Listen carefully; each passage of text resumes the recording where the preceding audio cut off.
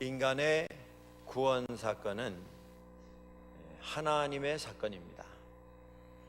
인간의 창조가 하나님의 사건이었던 것처럼 인간의 구원 역시도 하나님의 사건입니다. 제가 말씀드리는 하나님의 사건이라는 말씀의 뜻은 그 일에 인간이 조금이라도 보탠 것이 없고 보탤 수 있는 것이 없었다는 그런 뜻입니다. 인간의 창조 역사가 성경에 나옵니다. 그 이후에 오랜 세월이 지난 다음에 이스라엘은 출애굽이라고 하는 사건을 통해서 하나님의 구원의 역사에 부름을 받게 되었습니다. 출애굽이라고 하는 사건이 이스라엘의 시작입니다. 이스라엘 생일날 같은 그런 사건이 그들에게 허락이 된 것입니다. 그런데 그 출애굽이라고 하는 사건, 그것을 이루기 위해서 이스라엘이 한 일이라고 하는 것은 아무것도 없었습니다. 어느 날 하나님께서 그들의 기도와 울부짖는 부르짖음을 들으시고 그들을 긍휼히 여기셔서 그들을 구원해 주셨습니다. 그 구원의 사건이 일어난 날이 유월절입니다. 하나님께서 이스라엘 사람들에게 명하셨습니다. 이스라엘 사람들은 다 어린 양을 제물로 잡아서 그 피를 우슬조 다발로 찍어서 문설주에 문 양쪽 기둥에 다 발라라. 이제 오늘 저녁 죽음의 사자들이 각 집을 방문하게 될 것인데 어린 양의 피가 문에 칠해져 있는 그 집은 그냥 넘어가게 될 것이다. 그래서 유월입니다. 담을 넘어갔다, 그런 뜻입니다. pass over, 그냥 패스해서 지나간 것입니다. 죽음이, 재앙이, 심판이 그냥 지나갔습니다. 그리고 구원받았습니다. 역사의 흐름 속에서 하나님께서 때를 정하시고 예수 그리스도를 우리 가운데 보내셔서 이제는 이스라엘의 구원이 아니라 이 세상에 있는 모든 사람, 모든 민족과 나라, 온 백성들, 만민을 다 구원하시는 구원의 역사를 이루셨습니다. 그것이 십자가의 사건입니다.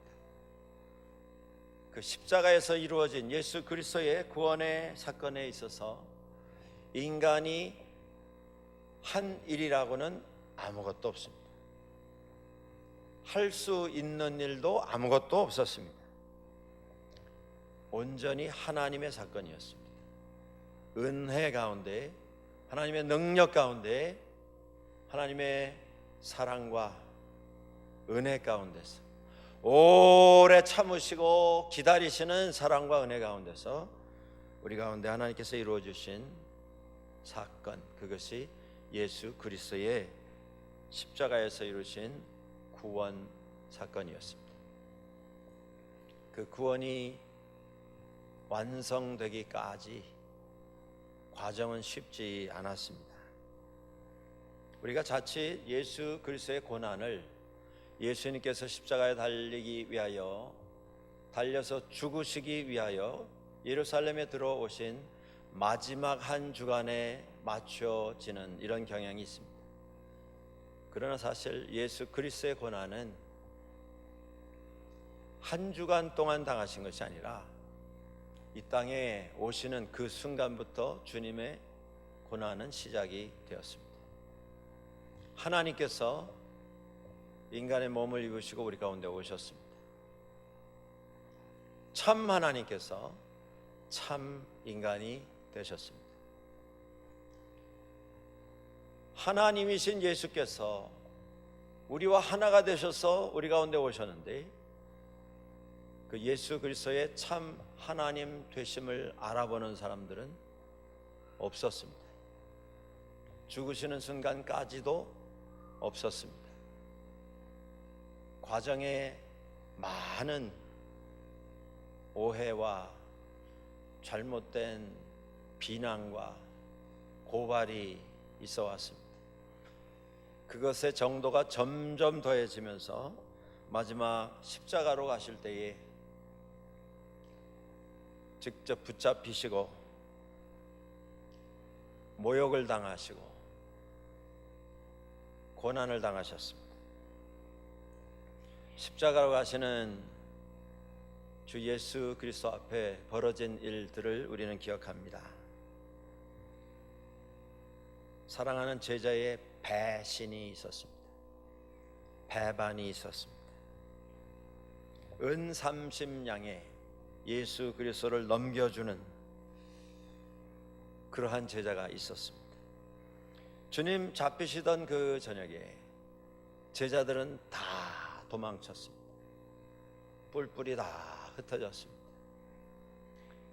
이름조차 언급되지 않습니다. 모습조차 보이지 않습니다. 마치 숨바꼭질을 하는 어린 아이들처럼 꼭꼭 숨어서 꼼짝하지 않았습니다. 숨소리도 들려오지 않습니다. 그나마 표면에 이름이 나오고 있는 베드로는 주님을 부인합니다. 맹세하며 저주하며 나는 그를 알지 못한다. 한 번이 아니라 3번씩 공언하면서 주님을 부인했습니다. 주님께서 잡히셨습니다. 대제사장 앞에 끌려가셨습니다. 그 밤에 주님을 잡아서 없애기 위한 미리 준비되고 미리 조직되었던 이러한 일들이 전개가 되었습니다. 그 밤중에 이스라엘 공회가 모였습니다. 그 밤중에 증인들이 여기저기서 뛰어나와서 저 사람이 하나님의 성전을 다 허물고 사흘 만에 내가 다시 지을 수 있다. 감히 그런 말을 했다. 저 사람이 자기는 하나님과 하나이다. 자기는 하나님의 아들이라고 말했다. 신성모독이다. 여러 가지 말로 고발을 했습니다. 이리저리 끌려다니셨습니다. 배신만 있었던 것이 아닙니다. 배반만 있었던 것이 아니고 거짓 증언, 고발이 이어졌습니다. 그리고 흥분한 사람들, 그게 왜 흥분해야 하는 이러한 내용인지도 알지 못한 채 그냥 흥분해서 쳐 죽이기만 원해서 소리를 지르는 많은 사람들이 모여들었습니다. 폭력이 따랐습니다. 무지가 원칙이 되었고 소리가 세상을 점령하는, 논리가 아니라 소리가 세상을 좌우하는 이런 상황이 지속이 되었습니다. 숫자의 폭력, 언어의 폭력, 힘의 폭력이 이어졌습니다. 얼굴에 침을 뱉고 주먹으로 쳤습니다. 욕을 했습니다. 비웃었습니다. 이리저리 끌려다니다가 결국 예수님은 십자가형을 받았습니다. 산 사람을 달아서 못을 쳐서 나무에 걸어놓고 흐르는 피 때문에, 내리쬐는 햇볕 때문에, 날아다니다가 달려드는 살을 파먹는 새들로 말미암아서 사람이 서서히 죽어가도록 하는 끔찍한 처형을 받으셨습니다. 십자가에 달리기 전에 묶어놓고 채찍질했습니다. 사형당하는 사람들에게 그들이 행했던 절차 중에 하나입니다.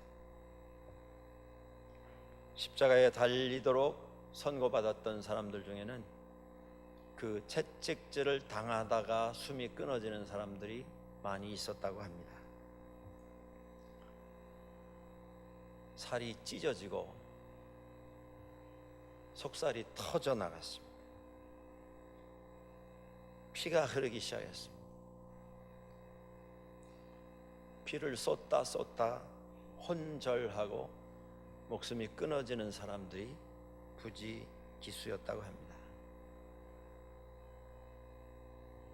그렇게 죽게 된 몸에 십자가를 지우고 머리에는 가시관을 엮어 씌우고 피를 쏟으며 형장으로 끌려 나가셨습니다.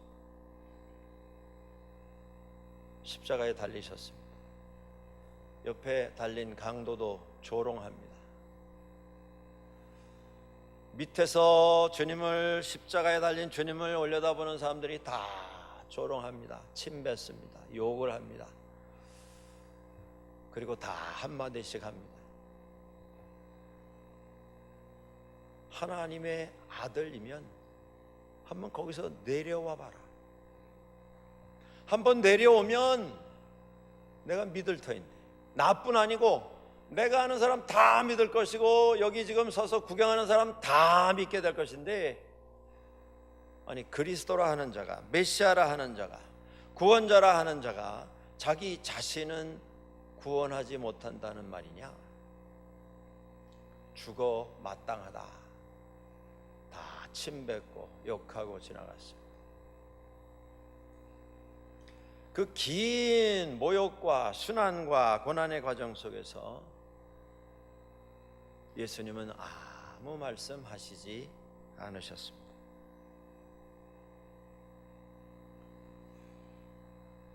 예수님의 십자가형에 대해서 1세기 말에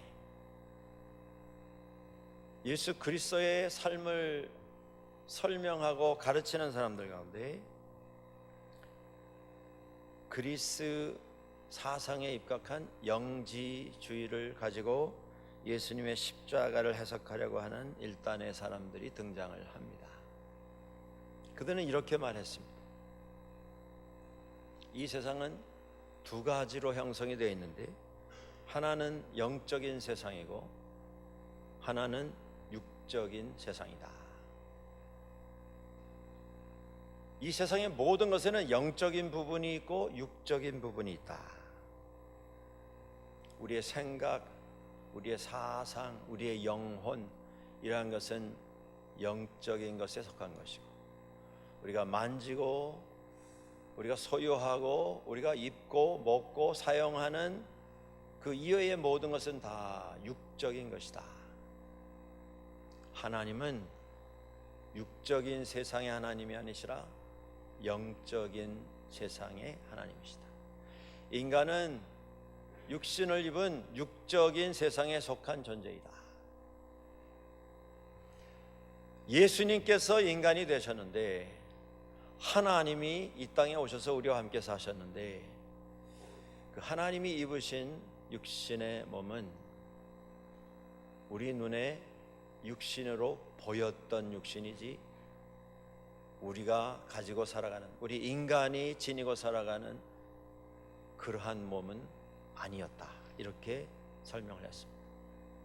그들은 그렇게 말하면서, 그렇게 말하는 것이 하나님을 높이고 예수 그리스도의 하나님 되심을 세상 사람들에게 설명하는, 주님의 영광을 드러내는 일이라고 생각해서 그 일을 열심히 했습니다. 하나님이 인간이 되셨는데, 우리 가운데 오셨는데, 오신 것만 해도 은혜 충만 감지덕지 감당할 수 없는 놀라운 하나님의 은혜의 선물인데, 그 하나님이 어떻게 인간의 이 한계투성이인 더러운 육신을 입으실 수가 있는가? 예수님께서 인간의 육신을 입으셨다 하면 그것은 예수님을 모욕하는 일이고 이것은 신성 모독에 해당되는 잘못된 가르침이다. 그렇게 주장을 한 사람들이 있었습니다. 그래서 그들은 이어서 예수님의 순환도 그렇게 해석을 합니다.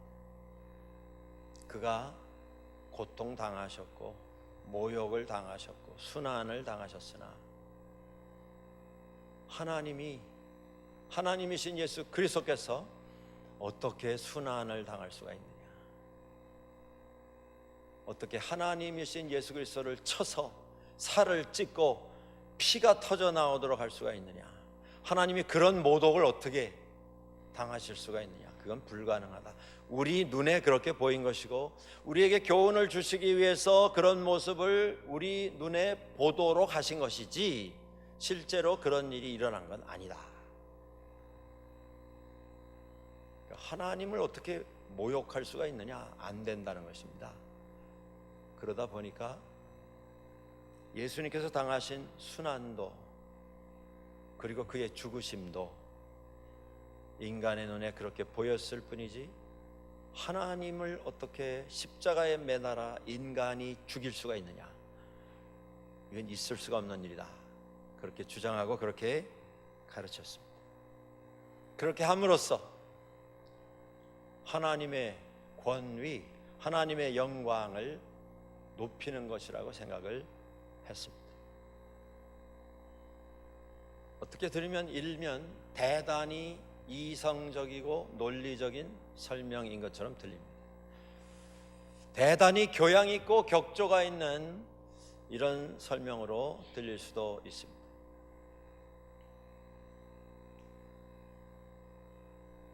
여러분들, 예수님께서 당하신 그 순환이 우리에게 죄라고 하는 것이 이렇게 끔찍한 것이다 라고 하는 교훈을 주시기 위해서 우리 눈에 그렇게 보이도록 하셨던 것이었다면 부담은 다 사라져버리지 않겠습니까? 주님 앞에서 너무 죄송하고 너무 죄스럽고 주님 당하신 그 고난을 보면서 너무 마음 아파하는 그 부담에서 우리가 노임을 받을 수 있지 않겠습니까? 죄란 끔찍한 것이고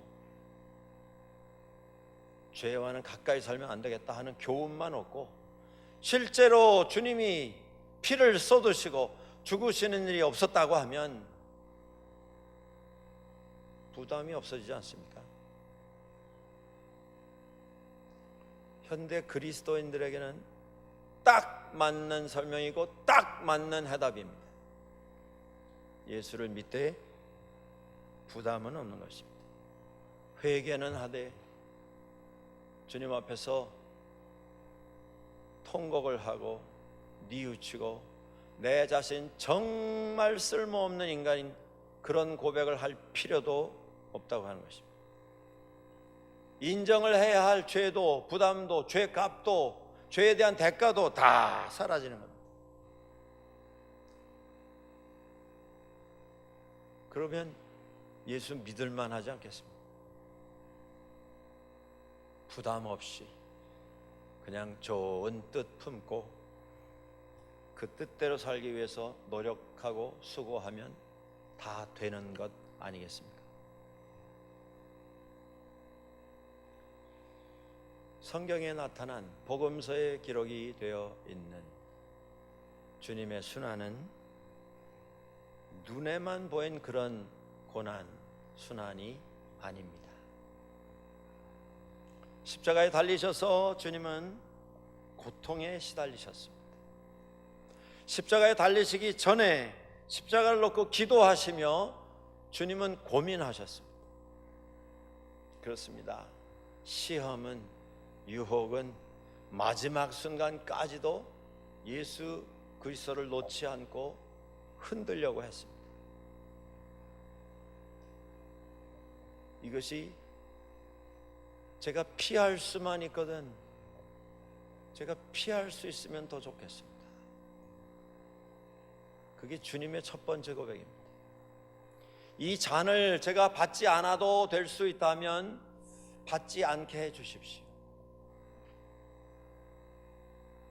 주님께서 사람 눈에 그냥 그렇게 보이도록 준비된 길을 가시는 거였다면 하나님이신 예수님께서 그런 기도하시면서 본인 체면 깎으실 일이 뭐가 있겠습니까? 그냥 묵묵히 아무 말씀 안 하고 가기만 하시면 되는 것 아닙니까? 주님은 정말 고민하셨습니다. 씨름하셨습니다. 이 문제로 십자가에 가시며 많이 맞으시고 맞다가 죽어가는 사람이 수두룩한 그런 과정을 다 겪으셨습니다. 십자가에 달리셨을 때에 신음하셨습니다. 내가 목마르다.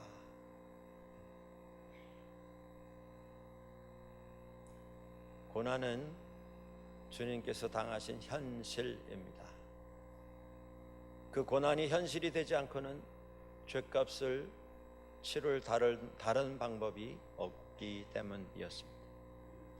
예수님께서 인간이 되시지 아니하셨다면 죄값을 인간이 죄를 지었기에 그 죄값을 인간이 치루어야 하는데 하나님이 대신 치루어 주실 수가 없었기에 주님의 죽은 것처럼 나타나 보여졌던 십자가 사건, 그런 사건은 죄 사함에 아무런 보탬이 되지 아니하는 연극과 같은, 인형극과 같은, 탈을 쓰고 탈춤을 추는 듯한 공연이었을 뿐 인간을 구원하는 데는 아무런 보탬이 되지 아니하는 그런 일로 끝나 버렸을 것이라는 것입니다.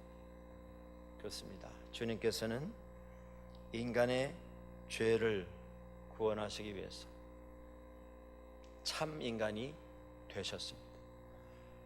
인간의 논리, 인간의 지성, 인간의 이론으로는 이것은 불가능한 일입니다. 그 불가능한 일을 하나님께서 이루셨습니다.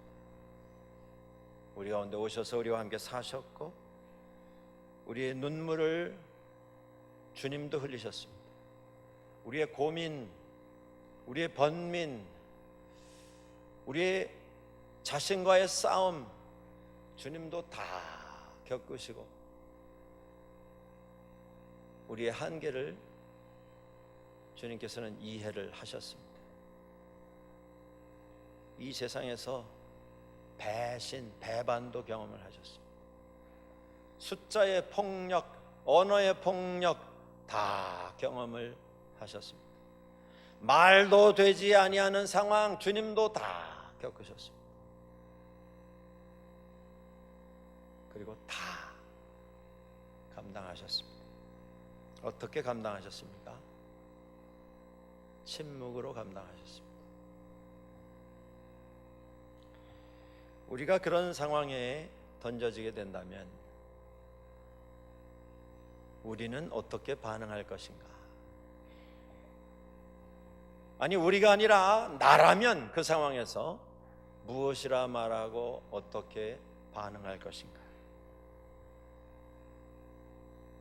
모르기는 해도 한 가지는 분명한 것 같습니다. 우리는 다 소리를 지를 것입니다.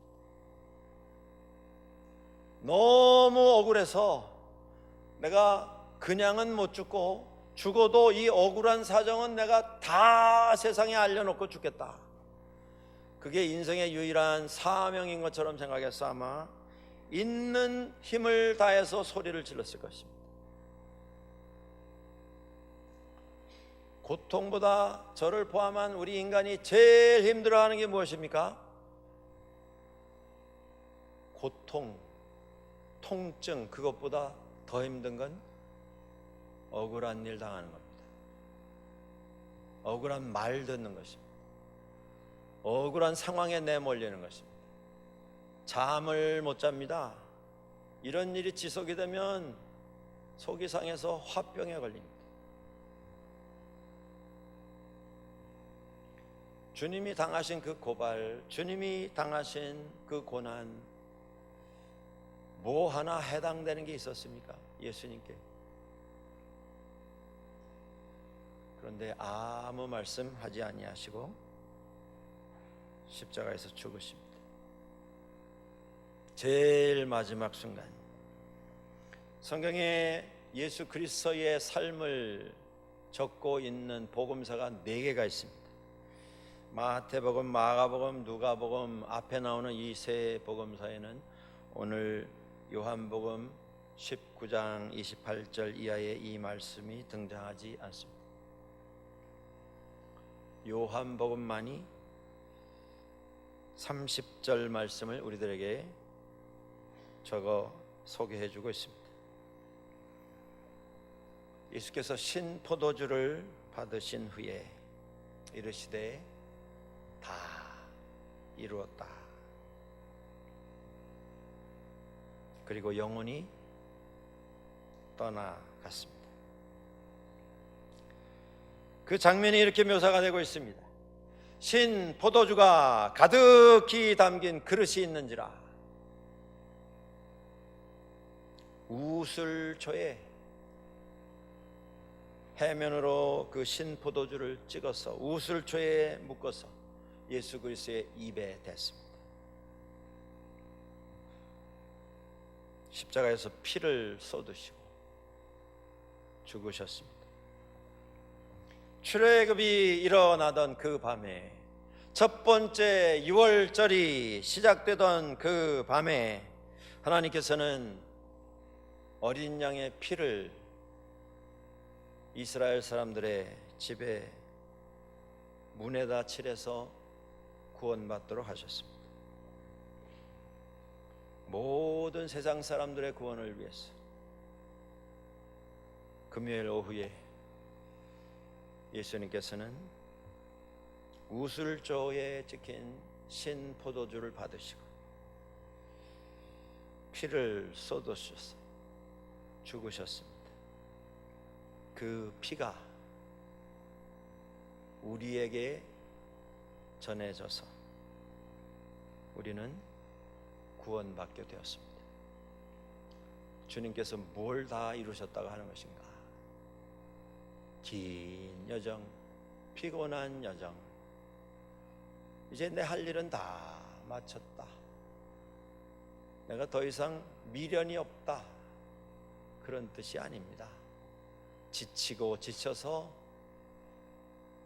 이제 죽는 것도 두렵지 않다, 그 말씀도 아닙니다. 예수님께서 이 땅에 오신 참된 뜻, 참된 목적을 이루신 것입니다. 그게 무엇입니까? 인간 구원 다 이루었다 말씀하셨습니다.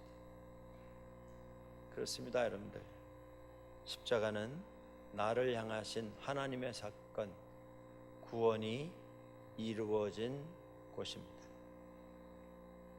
이것을 기억하십시오. 나를 위해서 죽으셨습니다. 모든 걸 다 감당하시고, 나의 구원은 예수 그리스도의 십자가의 보혈의 공로로 인하여서 완성이 되었습니다. 더 이상 헤맬 수 없습니다. 더 이상 방황할 수 없습니다. 다 이루어진 구원, 완성된 구원을 받은 우리들, 십자가를 바라보며 함께 고백할 수 있어야 할 것입니다. 하나님 감사합니다. 예수 그리스도의 은혜, 사랑, 오늘까지도 기다려주시고 오래 참으신 하나님의 은혜와 사랑 감사합니다.